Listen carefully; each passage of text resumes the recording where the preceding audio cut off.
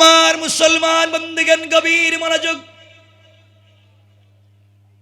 পরিবার যদি সুন্দর হয়ে যায়, আপনি যদি আল্লাহর কাছে কোনো জিনিস চেয়েও বসেন, যে জিনিসটা পৃথিবীতে নাই, আল্লাহ তাআলা ওই জিনিসও ব্যবস্থা করে দিতে পারে।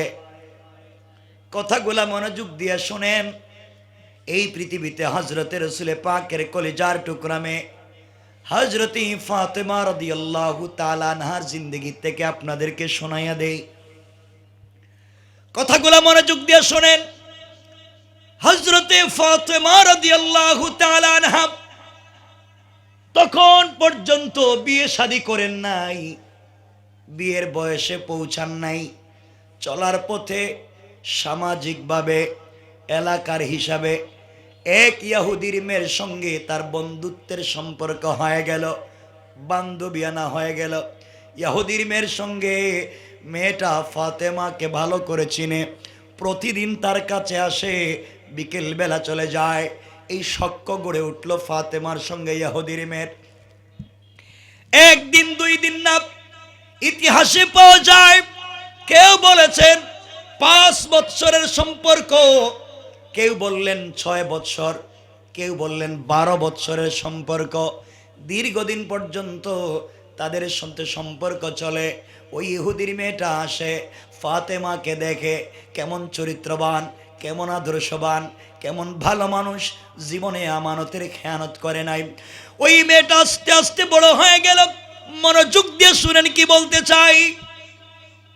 একদিন বাবার কাছে গিয়েছে, বাবা ডাক দিয়া বলেছে, মেরে ও আমার মেয়ে, তোমার কাছে বলতে চাই, মা তোমার বয়স হয়ে গিয়েছে, আমার একমাত্র একটা মাত্র সন্তান তুমি, কোটি কোটি টাকার স্বর্ণ দিনার আর দিরহাম আমার আছে, ও মা তোমাকে আমি বিয়ে দিতে চাই। মেয়ে বলতেছে, আব্বা জান আপনি আমাকে বিয়ে দিবেন, আমার আপত্তি নাই। ইহুদি বলতেছে, মার শোনা, এমন একটা ছেলে তোমার জন্য আমি দেখে রেখেছি, এই এলাকার সব থেকে বড় ইহুদির টাকাওয়ালার ছেলেকে তোমার জন্য পাত্র নির্ধারণ করেছি। মারে তোমাকে ওই ছেলের সঙ্গে বিয়ে দিতে চাই। ছেলেটাও দেখতে অনেক সুন্দর, ছেলেটার পয়সার অভাব নাই, বলো না তুমি ওই বিয়েতে রাজি কিনা। ইহুদির মেয়ে ডাক দিয়া বলতেছে, আব্বা জান আপনি আমাকে বলেছেন বিয়েতে রাজি কিনা, আমি আগামীকালকে জোহর পর্যন্ত, আগামীকালকে দুপুর পর্যন্ত সময় নিলাম, দুপুরের ভিতরে আপনাকে ফাইনাল সিদ্ধান্ত জানাইয়া দিব। মেয়েটা বাবার কাছ থেকে সময় নিয়ে কোনো কথা না বলে হযরতে ফাতেমার কাছে চলে গিয়েছে। ডাক দিয়ে বলেছে, বোন রে, এই পৃথিবীতে সৃষ্টিকর্তার পরে তোমাকে সব থেকে বেশি ভালোবাসি। আমি আমার বাপকেও ততটুকুন বিশ্বাস করি না যতটুকুন তোমাকে আমি বিশ্বাস করি।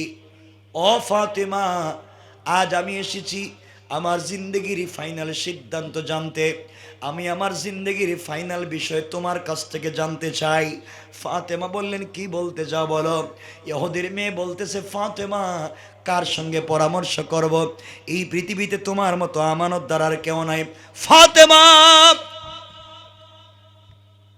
আমার বাবা আমার জন্য ছেলে ঠিক করেছে, বাবা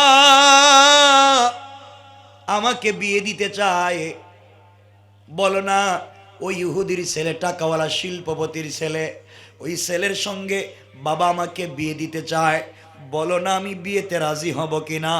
ফাতিমা বললেন, বোন রে, পার্সোনাল ব্যাপার, তুমি ইহুদি আমি মুসলিম, তোমার পার্সোনাল বিষয় কিছু বলতে পারবো না। মেয়ে ডাক দিয়া বলছে, ফাতেমা আমার পার্সোনাল হতে পারে, কিন্তু এই পৃথিবীতে একমাত্র তোমাকে আমি বিশ্বাস করি, আমানতদার মনে করি, এত বিশ্বাস এই পৃথিবীতে কাউকে করি না, বলো না বিয়েতে রাজি হব কিনা। ফাতেমা বললেন, শোনো, পৃথিবীর কোনো বাবারাই চায় না তার মেয়ে কষ্টে থাকুক, পৃথিবীর সকল বাবারাই চায় মেয়েগুলার ভালো জায়গায় বিয়ে হয়ে যাক, শান্তিতে জীবন কাটাক, সকল বাবারাই চায়। আমার মন বলছে তোমার বাবা তোমার জন্য যেই ছেলে ঠিক করেছে ওই বিয়েতে তুমি রাজি হয়ে যাও। ইহুদির মেয়ে ডাক দিয়া বলছে, ফাতেমা তুমি বলেছ, এই জন্য আমি বিয়েতে রাজি হতে পারি একটা শর্তে। ফাতেমা বললেন, কোন শর্তে তুমি বিয়েতে রাজি? মেয়ে ডাক দিয়া বলছে, শর্ত হলো তুমি যদি আমার বিয়েতে যাও। ও ফাতেমা, তুমি যদি আমার বিয়েতে যাও আমি বিয়েতে রাজি। ফাতেমা বললেন, শোনো, আমি মুসলিম, তুমি ইহুদি, তোমার বিয়েতে যদি আমি যাই আমার বাবাকে মানুষ টিটকারি করবে, গালি দিবে, এই জন্য আমি তোমার বিয়েতে যেতে পারবো না। ইহুদির মেয়ে বলছে, ফাতেমা এই পৃথিবীতে তোমার মতো ভালো মানুষ আর হয় না, আমি চাই তুমি আমার বিয়েতে যাইবা, আমার পাশে বসে আমাকে আশীর্বাদ করবা। তুমি যদি না যাও এই পৃথিবীর কোনো ছেলেকে কোনোদিন বিয়ে করব না, আমি এভাবেই থেকে যাব। ইহুদির মেয়ের কথায় ফাতেমা আবেগী হয়ে গেলেন, এক পর্যায়ে বলে ফেললেন, বোন রে ইনশাআল্লাহ যাও যাও, আমি তোমার বিয়েতে যাব। পড়েন সুবহানাল্লাহ। মেয়েটা বাবার কাছে গিয়েছে, ডাক দিয়ে বলেছে, আব্বা জান তুমি আমার জন্য যেই ছেলে ঠিক করেছো ওই বিয়েতে আমি রাজি। ইহুদি মহাখুশি হয়ে গিয়েছে, আমার মেয়েটা রাজি, একমাত্র মেয়ে রাজি হয়ে গিয়েছে। ইহুদির মেয়ে বলতেছে, আব্বা জান একটা শর্তে রাজি। মারে তোমার শর্ত কি? কি চাও তুমি? ইহুদির মেয়ে বলছে, আব্বা জান আমি কিছুই চাই না, আমার শর্ত হলো আমার বান্ধবী এই পৃথিবীর সব থেকে আমানতদার মেয়ে মুহাম্মদ ইবনে আব্দুল্লাহর মেয়ে ফাতেমাকে ইনভাইট করেছি, দাওয়াত করেছি, ও আমার বিয়েতে আসবে, এই শর্তে আমি রাজি। ইহুদির জন্য পায়ের রক্ত মাথায় উঠে গিয়েছে, ডাক দিয়ে বলেছে, মুহাম্মদ আমার জাত শত্রু, যার সঙ্গে আমার যায় না তার মেয়েকে তোমার বিয়েতে আমার বাড়িতে ইনভাইট করেছো, প্রয়োজন বোধে তোমাকে জিন্দেগিতে বিয়াই দিতাম না, সারা জীবন এভাবে রেখে দেব, এরপরেও ফাতেমাকে বাড়িতে আসতে দিব না। মেয়ে ডাক দিয়ে বলছে, আব্বা জান এটা কি আপনার ফাইনাল সিদ্ধান্ত? ইহুদি বলছে, প্রয়োজনে তোমাকে মেরে ফেলবো, এরপরেও ফাতেমাকে এই বাড়িতে আসতে দিব না। মেয়ে ডাক দিয়া বলছে, আব্বা জান জিন্দগিতে আপনার চোখের সামনে দাঁড়িয়ে কথা বলিনি, আজ ফার্স্ট আপনার সামনে কথা বলতে চাই, আপনি আমাকে মেরে ফেলতে পারেন, আপত্তি নাই, আমিও মরে যেতে পারি, আপত্তি নাই, কিন্তু ফাতেমাকে বাদ দিয়া এই পৃথিবীর কোন ছেলেকে বিয়ে করতে চাই না। আল্লাহু আকবার। ইহুদি মহাবিপদে পড়ে গেলাম, একমাত্র কেবলমাত্র একটা সন্তান আমার, পাবলিকের জানাজানি হয়ে গিয়েছে, মেয়েটার বিয়া, এখন যদি বিয়ে দিতে না পারি লজ্জায় কার সামনে মুখ দেখাই? ইহুদি শয়তানি ষড়যন্ত্র শুরু করলো, কৌশল শুরু করলো, কৌশল করে বলতেছে, মারে তোমার বান্ধবী ফাতেমা তোমার বিয়েতে আসবে, আমার কোনো আপত্তি নাই, দাওয়াত দেয়া দাও। মেয়েটা খুশি হয়ে গিয়েছে। ইহুদি বলছে, মা আমারও একটা শর্ত আছে। আব্বা তোমার আবার শর্ত কি? ও মা আমার শর্ত হলো তোমার বিয়েতে যারা আসবে সব ইহুদি খ্রিস্টানদের ছেলে মেয়েরা আসবে, কোটি কোটি টাকার মালিক ছেলে মেয়েরা আসবে, দামি দামি কাপড় পরবে, অর্নামেন্টস জুয়েলারি পরবে, আর তারা দামি দামি গিফট নিয়ে আসবে। মোহাম্মদ তিন বেলা খেতে পারে না, ঘর নাই, থাকবার জায়গা নাই, গরিবের মেয়ে, সে যখন তোমার বিয়েতে আসবে দামি পোশাক পরে আসতে পারবে না, ছেঁড়া কাপড় পরে তোমার বাড়িতে আসবে, লজ্জায় সোসাইটিতে মুখ দেখাতে পারবো না। সুতরাং ফাতেমা যদি আমার বাড়িতে তোমার বিয়েতে আসতে হয় অবশ্যই সোসাইটি মেনটেন করে আসতে হবে, একটা নতুন পোশাক পরে আসতে হবে। ইহুদির চিন্তা হলো ফাতেমা নতুন পোশাকও পাবে না, বিয়েতেও আসতে পারবে। কথা বলেন, শয়তানি দেখছেন নি? মেয়েটা কষ্ট হচ্ছে আপনাদের? মেয়েটা বাপ ফাতেমার কাছে গিয়ে বলছে, বোন তুমি আমার বিয়েতে যাও, বাপ চায় না, বাপ মানে না, বাপ বলছে তোমার কাছে তুমি থাকলে বিয়ে দিবে না, একটা শর্তে রাজি হয়েছে, তুমি যদি আমার বিয়েতে যাও, এখন একটা শর্তে রাজি হয়েছি, তুমি যদি যাওয়ার সময় নতুন একটা পোশাক পরে যাও, এখন নতুন পোশাক ছাড়া তো যাইতে পারবো না, ফাতেমায় কথা বলে ফাতেমা শুনে হাউমাউ করে কান্না করলেন। বোন, তুই কি জানিস আমরা এমন একটা ঘরে জন্ম নিয়েছি, আমার বাপ মাসের পর মাস যায়, চুলায় আগুন জ্বলে না, ঘরে খাবার নাই, আমরা পানি খেয়ে খেজুর খেয়ে থেকে যাই, আফসুস নাই। আমরা তো আল্লাহকে ভালোবাসি, কিন্তু আমি নতুন পোশাক কোথায় পাবো, বাপেরই তো নাই। ইহুদির মেয়ে ডাক দিয়া বলছে, বোন শোন, তুমি যদি আমার বিয়েতে না যাও আমি কিন্তু বিয়ে করব না, সত্য। ফাতেমা বললেন, পোশাক কোথায় পাবো, পোশাক যে নাই এটাও তো সত্য। এবার ইহুদির মেয়ে বলছে, ফাতেমা আমি তোমাকে দীর্ঘদিন থেকে দেখি, তুমি আমাকে বলেছ এই পৃথিবীর একজনের সঙ্গে তোমার প্রেম, তুমি একজনকে দিল থেকে ভালোবাসো, তোমার জীবন মরণ সব তার জন্য। ফাতেমা তুমি আমাকে বলেছ তার জন্যে সারাদিন রোজা রাখো, সন্ধ্যা হয়ে গেলে তার জন্যে কান্না করো, সারা রাত তার কদমে সেজদায় পড়ে, তার জন্যে তুমি পাগল। ও ফাতেমা তুমি আমাকে বলেছ তোমার সৃষ্টিকর্তা আল্লাহ যার জন্যে তুমি পাগল হয়েছ, তুমি আমাকে বলেছ যে আল্লাহকে পাওয়ার জন্যে সারা রাত দাঁড়াইয়া দাঁড়াইয়া রাত্র নামাজে কাটাইয়া দাও। তুমি আমাকে বলেছ নামাজে যখন দাঁড়াইয়া থাকো তার সঙ্গে তুমি কথা বলো। ও ফাতেমা তুমি আমাকে বলেছ আল্লাহ ছাড়া তোমার চলে না, একজনকেই তুমি ভালোবাসো। তুমি আমাকে বলেছ তোমার আল্লাহ তোমার বাবাকে উহুদ পাহাড় পরিমাণ স্বর্ণ আর সম্পদ দিতে চাইছে, তোমার বাবা নেয় নাই।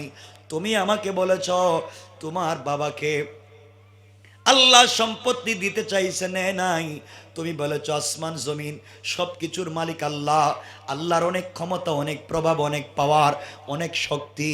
ও ফাতেমা তার যদি এত প্রভাব পাওয়ার আর ক্ষমতা থাকে, তোমাকে কি একটা কাপড়ের ব্যবস্থা করে দিতে পারে না?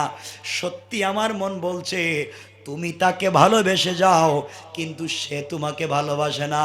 কারণ পৃথিবীতেও যদি কোনো ছেলে কোনো মেয়েকে ভালোবেসে ফেলে, কোনো মেয়ে যদি কোনো ছেলেকে ভালোবেসে ফেলে, ওই মেয়েটা যদি ছেলের কাছে কোনো জিনিস চায়, ছেলে যদি ঠিক মতো দিতে নাও পারে, ঋণ করেও দেওয়ার চিন্তা করে।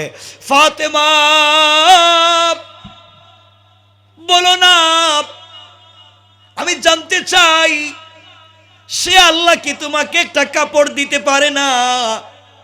সত্যি যদি তুমি তোমার আল্লাহর কাছ থেকে কাপড়ের ব্যবস্থা করতে পারো ফাতেমা, আর তিনি যদি কোনো ব্যবস্থা করেই দেয়, আমি কিন্তু মুসলমান হয়ে যাব। আল্লাহু আকবার। ও ফাতেমা তোমার আল্লাহ কি তোমাকে দেখে না? এই কথাগুলো শুনবার পরে ফাতেমা আবেগী হয়ে গেলেন, এক পর্যায়ে বলে ফেললেন, বোন রে ইনশাআল্লাহ, কথা দিলাম ইনশাআল্লাহ আমি তোমার বিয়েতে যাব এবং এই পৃথিবীর সব থেকে দামি কাপড় পরে যাব। সুবহানাল্লাহ। আস্তে কোন আরো জোরে বলেন।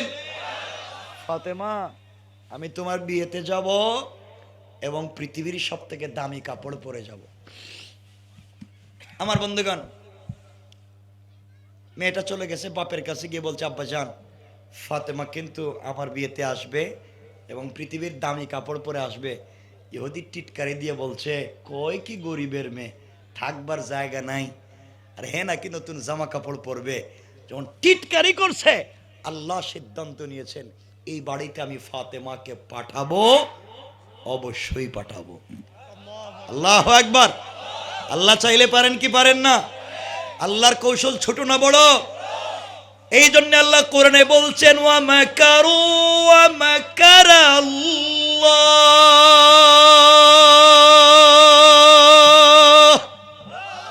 ওয়াল্লাহু খায়রুল মাকিরিন। আল্লাহ বলেছেন তোমরা কিসের কৌশল করো, তোমাদের চাইতে আমি আল্লাহর কৌশল আরো বড়। আল্লাহু আকবার বলেন। আমার বন্ধুগণ, এখানে 1 মাস 31 দিনের একটা ডিস্টেন্স। ফাতেমার এই মেয়ের সাথে কথা হওয়ার পরে 1 মাস মধ্যখানে গেছে, অনেক ঘটনা ঘটছে, এগুলা বলার সময় নাই, আমরা লম্বা হয়ে যাচ্ছে। ধরেন আগামীকালকেই বিয়ে, মধ্যখানের ওয়াজ বাতিল, লম্বা হয়ে যাইতেছে, অসুবিধা হচ্ছে না আপনাদের? খালি সংক্ষেপ করে যাইতেছে। কোন দিন বিয়ে সবাই কয় না? আমি কি বিয়েতে যাব না রেখে দিব? কিন্তু আপনাদের তো অসুবিধা হইতেছে মনে হয়, একটু হাত তুলে দেখান কার কার অসুবিধা হচ্ছে না। আর হচ্ছে না কইছি, লিল্লাহে তাকবীর। এই আওয়াজ দিলে ওয়াজ করতাম না, রেখে দিব। মেয়েটা এসে বলছে, ফাতেমা কালকে তো আমার বিয়ে, কাপড় কই? ফাতেমা বললেন, বোন কালকে যে তোর বিয়ে হেডে আমি ভুলেই গেছি, আমার তো মনেই নাই। কোথাইলে কি আমার বিয়ে হবে না? তুমি কি পোশাক পাবা না? ফাতেমা বললেন, বোন কান্দিস না, এখনো 1 রাত বাকি আছে। আমি এমন একজনের প্রেমে পড়েছি, এমন একজনকে ভালোবাসি, 1 রাত্রি চাইলে আসমানকে জমিন বানাতে পারে, জমিনকে আসমান বানাতে পারে, রাতকে দিন বানাতে পারে, দিনকে রাত বানাতে পারে, সাগরকে নগর, নগরকে সাগর বানাতে পারে। আমার বিশ্বাস এই 1 রাত্রের ভিতরে আল্লাহ আমার কাপড়ের ব্যবস্থাও করে দিতে পারে। আরো জোরে বলেন। মেয়েটা চলে গিয়েছে, গভীর রাত্র হয়েছে, ফাতেমা জায়নামাজ বিছাইয়া দিছে। আমার বন্ধুগণ, ফাতেমা জায়নামাজ বিছাইয়া, মুসল্লা বিছাইয়া সাজদায় গিয়া কান্না করে ডাক দিয়ে বলেছে, আল্লাহ,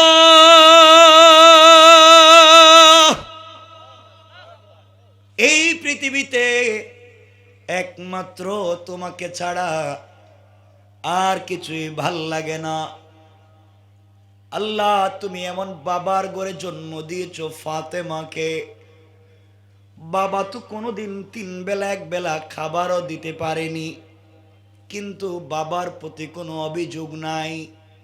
আমরা এভাবে কাটাইয়া দিন শেষ করে তোমাকে পেতে চাই, তোমার প্রেমে পাগল, সারাদিন না খাইয়া রোজা রাখি ফাতেমা, একমাত্র তোমাকে সন্তুষ্ট করতে চাই, তুমি যেন কোনোভাবে অসন্তুষ্ট না হয়ে যাও।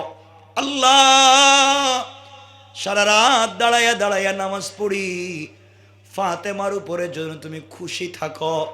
জীবনে তোমার কাছে কিছুই চাইলাম না, সারা জীবন আশা করলাম মৃত্যুর উপরে তোমাকে 2টা চোখ দিয়া দেখব, ভালোবাসার নয়ন দিয়া তোমাকে দেখব। আয় আল্লাহ, পৃথিবীতে কিছু চাইলাম না, আজ আমি তোমার কাছে ছোট্ট একটা জিনিসের আবদার করতে চাই। আল্লাহ, এটা ফাতেমার চাহিদা পূরণের জন্যে না, ফাতেমার সৌন্দর্য বাড়াবার জন্যে না, ফাতেমাকে আকর্ষণীয় দেখাবার জন্যে না। আল্লাহ, এমন একটা জিনিসের আবদার করলাম, তুমি আমাকে দিবা। আমি মেয়ে মানুষ হওয়ার কারণে বাবার সঙ্গে দিনের দাওয়াত দিতে পারি না। আমার বাবা মানুষের বাড়িতে বাড়িতে, হাটে মাঠে ঘাটে দিনের দাওয়াত দেয়, আমি মেয়ে হওয়ার কারণে যেতে পারি না। আয় আল্লাহ তাআলা, আমার মন চায় দিনের দাওয়াত দিতে, তুমি আমাকে আজকে একটা কাপড়ের ব্যবস্থা করে দিবা, একটা ড্রেসের ব্যবস্থা করে দিবা, যেখান থেকেই দেও তুমি দিবা। আয় আল্লাহ, নমরুদের আগুনে ইব্রাহিমকে দিছিলা, আয় আল্লাহ তাআলা ইউসুফকে গর্তের ভিতরেও তো দিছিলা, আমি ফাতেমা কি এত খারাপ নাকি? তুমি কি আমাকেও দিতে পারো না? এমন একটা কাপড়ের আবদার করলাম, ওই একটা কাপড় পরে ইহুদির মেয়ের বিয়ে বাড়িতে যেতে চাই, এই জন্যে একটা কাপড় দিবা। ওই বিয়ের বাড়িতে আমি যাব, ওই মেয়ের বিয়ে বাড়িতে যতগুলা মহিলা জমা হবে, সকল মহিলারা যেন আমি ফাতেমার কাপড়ের দিকে তাকাইয়া কালিমা পড়ে মুসলমান হয়ে যায়। আমার বন্ধুগণ, ফাতেমা কান্না করে করে নামাজ শেষ করে বসে রয়েছে, হঠাৎ করে ঘরের কর্নারে তাকাইয়া দেখে 2টা কাপড়ের প্যাকেট। আল্লাহু আকবার নাই? কাপড়ের 2টা প্যাকেট হাতে নিলেন, দৌড়ে রাসূল পাকের কাছে চলে গেলেন। রসুলে পাককে ডাক দিয়ে বলছেন, ইয়া রাসূলুল্লাহ, ও কলিজার টুকরা বাবা, আমি আল্লাহর কাছে একটা কাপড়ের আবদার করছি, দরজা জানালা বন্ধ, কে দিয়া গেল জানি না, কোত্থেকে আসছে। নবীজি কাপড়গুলো হাতে নিলেন, একটা প্যাকেট খুললেন, খুলে দেখেন একটা প্যাকেটের ভিতরে একটা সেলোয়ার, একটা কামিজ, আর একটা প্যাকেট খুলে দেখেন প্যাকেটের ভিতরে একটা ওড়না। রসুল বুঝতে পারলেন দুনিয়ার সাধারণ মানুষের কাজ না, কারণ জান্নাতি মহিলাদের কাপড় হবে তিনটা, সেলোয়ার, কামিজ আর ওড়না। স্টোন দিয়া বডির মধ্যে ডিজাইন করা, ওড়নার মধ্যে গ্লাসের টুকরা দিয়ে ডিজাইন করা, কাপড় থেকে মেশকে আম্বরের গ্রান বের হয়। নবীজি চিন্তায় পড়ে গেলেন, এমন মিহি সুতার কাপড়ের কাপড় কে দিল রে? এমন সময় শুনেন কে যেন দরজায় নক করে সালাম দিয়েছে।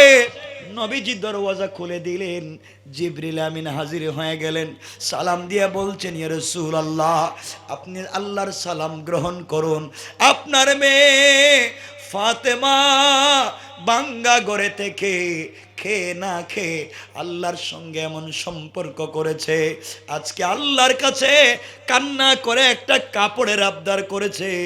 আল্লাহ তাআলা আমি জিব্রাইলকে দিয়া জান্নাতুল ফিরদাউস থেকে কাপড়ের ব্যবস্থা করে দিয়েছে। সুবহানাল্লাহ, জুড়ে পড়েন। নবীজি কাপড়টা হাতে নিলেন, হাউমাউ করে কতক্ষণ কাঁদলেন। মা নাই, মেয়ে খেয়ে না খেয়ে আছে, আল্লাহর সাথে এমন সম্পর্ক করছে। ফাতেমাকে জড়াইয়া অনেকক্ষণ হাউমাউ করে কাঁদলেন, আর কাপড়টা দিয়ে বলছেন, মা এটা নেও, আগামীকালকে বিয়েতে যাইও, পর্দার সাথে যাইও।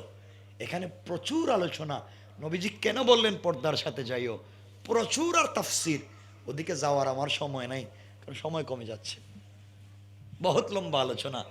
এখানে সামাজিক কিছু কথাও আছে, এগুলো বলতেছি না। এখানে স্বামী স্ত্রীর কিছু কথা আছে, এগুলো বলতেছি না, কারণ খাদিজা আর রাসূলে পাক স্বামী স্ত্রীর মধ্যে যে সম্পর্ক ছিল, এই সম্পর্কের কারণে আল্লাহ তাদের ঘর থেকে জন্ম দিয়েছেন হযরতে ফাতেমাকে। ঠিক কিনা বলেন? এই জন্য পরিবার যদি সুন্দর হয়, সন্তান কেমনে জন্ম নিবে?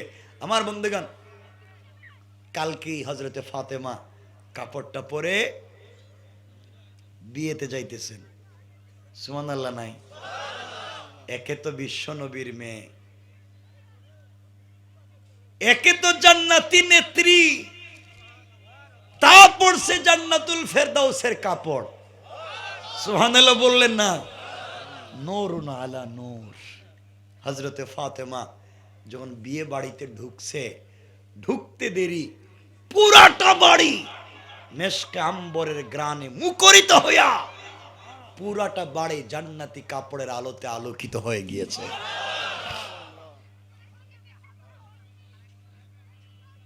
পুরা বাড়ির মহিলারা ফাতেমাকে ধরে বলছে, ফাতেমা, গরিবের মেয়ে, তিন বেলা এক বেলা খাবার থাকে না, তুমি এত সুন্দর কাপড় কোথায় পাইছো, এত ডিজাইন করা, আমরা কোটি কোটি টাকার মালিক, আমাদের শরীরে এমন কাপড় নাই, তুমি এটা কোথায় পাইছো? ফাতেমা বললেন, কিনে আনছি। সুবহানাল্লাহ নাই? মহিলারা কয়, গরিবের মেয়ে এত দামি কাপড় কিনে আনছে? যেই মেয়ের বিয়ে হওয়ার কথা, ওই মেয়ে এসে বলছে, ফাতেমা, তুমি যে কাপড় পরছো আর আমারে যে বাপ কাপড় দিছে, এটা দিয়ে বিয়েই হবে না। বাপের কাছে গিয়ে বলছে, আব্বাজান, আজকে আমি বিয়েই করব না। ফাতেমা যে কাপড় পরে আসছে, তুমি আমারে যে ড্রেস দিছ, আমার কাপড় দিয়ে তো ফাতেমার জুতাই মুছা যাবে না। সুবহানাল্লাহ বললেন না? আমি কাপড় দিয়া বিয়ে করতে রাজি না, ফাতেমার মতো কাপড় না দিলে বিয়েই করতাম না। হে কাপড় কই পাইতো? সুবহানাল্লাহ কইলেন না? এটাকে বাজারে কিনতে পাওয়া যায়? মেয়ে কই বিয়েই করতাম না, দরকার হলে মুসলমান হয়ে যাই। হুমকি দিতেছে বাপরে। বাপ পড়ছে মহা বিপদে, কাপড় কই পায়? এই বাড়িতে যত মহিলারা আসছে, সকল মহিলারা এসে তাদের অভিভাবকদেরকে বলছে, খবরদার, বিয়ে বাড়িতে এক ফোঁটা পানিও কেউ পান করতে পারবে না যদি ফাতেমার মতো কাপড় আমাদেরকে না দেও। বিপদ বাড়ছে নি? উনি কাপড় কই পাইতো? মহা বিপদ। আমার বন্ধুগণ, এক পর্যায়ে সকলে মিলে ফাতেমার কাছে এসে বলছে, বোন, এই কাপড়টা কোন মার্কেট থেকে কিনছো?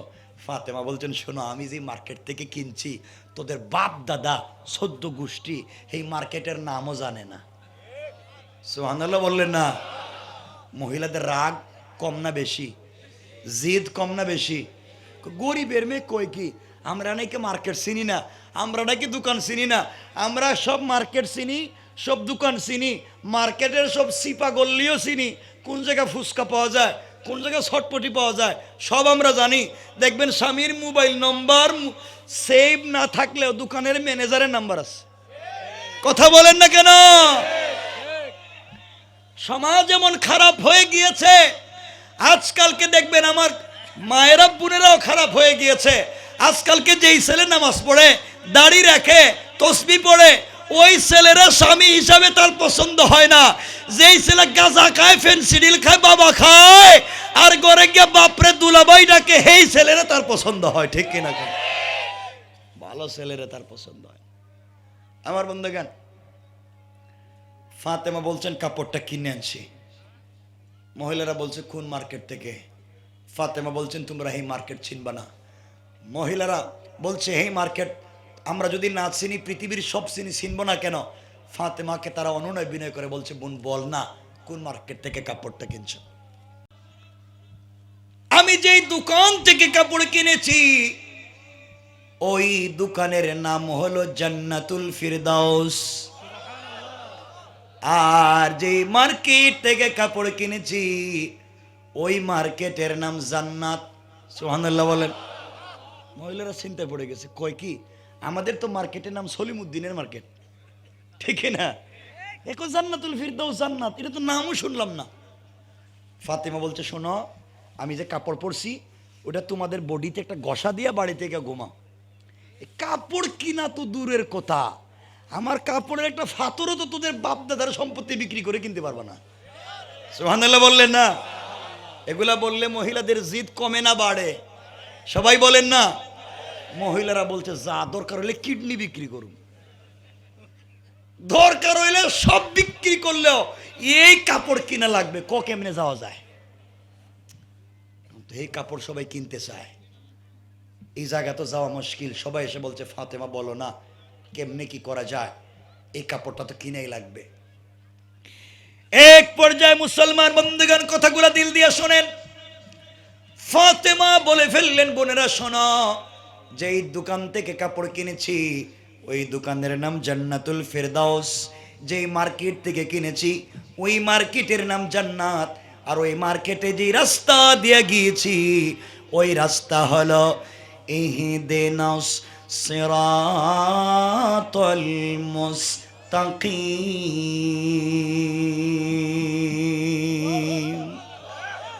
মহিলারা,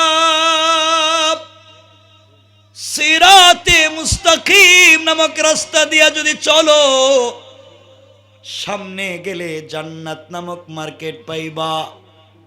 ওই মার্কেটে গেলে জান্নাতুল ফিরদাউস নামক দোকান পাইবা। ওখানে গেলে পরে আমার চাইতে আরো দামি দামি কাপড় পাইবা। মহিলারা চিন্তা করে, জান্নাত, জান্নাতুল ফিরদাউস, সিরাতে মুস্তাকিম, কিছুই তো শুনলাম না, এটা কেমন কথা? মহিলারা বলছে, ফাতেমা সত্যি বলো না কেমনে যাওয়া যায়? ফাতেমা বলে, সত্যি বইলা দিমু? সত্যি। সত্যি হইলো কি, আমি কাপড়টা কিনি নাই। কিনো নাইতে পাইছো কই?